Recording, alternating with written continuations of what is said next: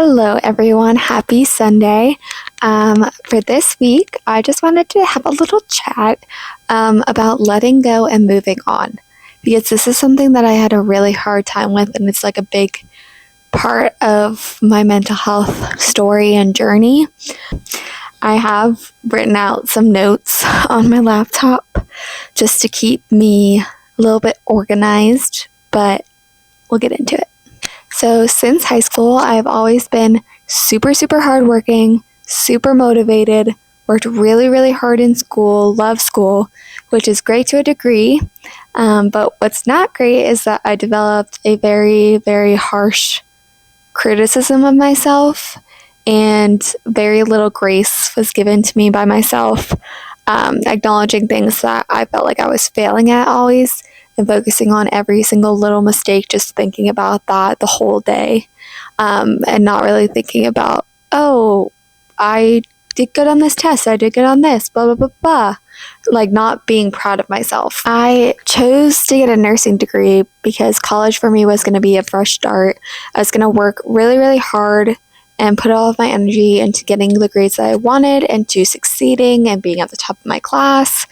And for the first 2 years, I spent every single day reading every single reading assignment and going to every single supplemental class, asking tons of questions, studying every day up until I went to bed each night. And I remember starting clinicals and thinking, I don't know if this is really for me. I don't know if I really like this, but I felt the need to succeed because of what I thought my perspective of what my friends and family would think of me if I switched majors or if I did something else. And also out of survival, because my parents had just gotten divorced the summer before I was going to college. We had sold our house, my siblings, my mom, we were all living in different places because we couldn't afford to get another house. So I felt the need that I needed to succeed in a career where I could make money and be able to take care of myself and my family. And I also wanted them to be proud of me because I had this immense fear of disappointing them by not succeeding in this path that I was taking and putting a lot of pressure on myself to do well in a very hard program. And I told myself to just keep pushing through, to bury all my fears and feelings and just focus on the task at hand, which worked for a while. But by my senior year, my mental health was very, very bad. I was having severe anxiety and panic attacks. And those were not just because of the pressure I was putting on myself from school, but also because of a lot of built up family trauma and continuing family trauma that I was not letting myself deal with. I wasn't giving myself the space or time because I was just focusing so much on succeeding in school and academics. And even after graduating, I still went to go work at bedside nursing, even though I didn't really know if I actually wanted to be a nurse, because that's just what everybody did. That's what you do when you graduate nursing school. You go work at a hospital. And I began to become severely depressed, crying every single day, crying on the way to work, having severe anxiety, losing a lot of weight, feeling constantly tired and constantly nauseous. I was struggling to eat. I was struggling to even just clean around the house without needing to sit down every 5 minutes for a break because I was so tired. I wasn't happy, but I kept trying to force myself into this mold, this picture that I thought that I needed to be in, that I needed to fit, and it was not the right mold for me. And I have a really hard time quitting anything because it feels like I'm failing. But for me, I eventually decided that I couldn't handle it anymore, and I would try switching to an outpatient nursing job because maybe I just didn't like bedside nursing, which to me, I rationalized as, okay, well, I'm not really quitting nursing because I'm going to another type of nursing. So that was a little bit easier for me to allow myself to do without feeling like a failure.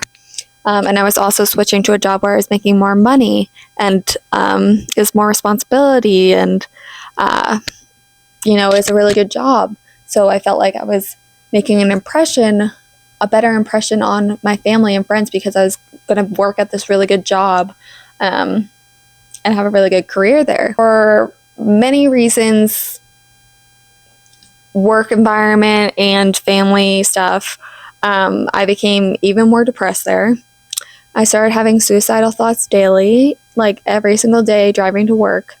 I am a really big dancer, singer. I'm constantly singing in the car, and it's very rare for me not to do that. I was at the point where I didn't have the energy. I didn't feel like singing at all in the car anymore, or dancing at all in the car anymore, which is so different from my usual self.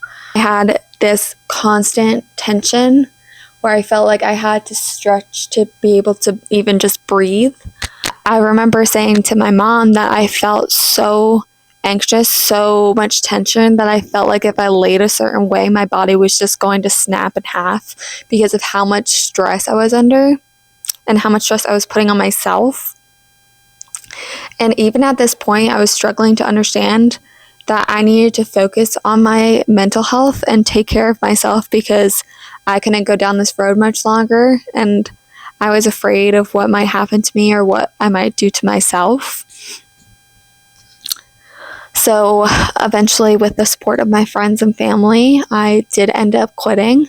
And that was after basically considering it for a very long time and putting it off for a very long time, and lots of discussions with my therapist, because everybody else around me was like, it's okay to quit, it's okay to take time off, and I am just really hard on myself, so I didn't want to take off time because it felt like I was quitting or that I was giving up. And I remember feeling like this was going to be permanent, that I would never feel better, would never be able to control my anxiety again, would never be able to stop crying, and I just wanted it all to end. And that's how I knew that it was time to stop. I decided to take a break from working for a few months, and obviously that's when I started this channel and this joy journey. And even in the first couple months of this journey, I was still struggling a lot with depression and anxiety, and still had this pressure on myself of what career move I was going to make next, if I was going to be wasting my degree, all of these questions, all of these fears. And it wasn't until a while later that I had let myself figure out what I like to do again, figure out what I'm passionate about, and let myself let go of this persona or image that I felt like I needed to fit or represent, because it wasn't really me, and it wasn't really what was going to make me happy.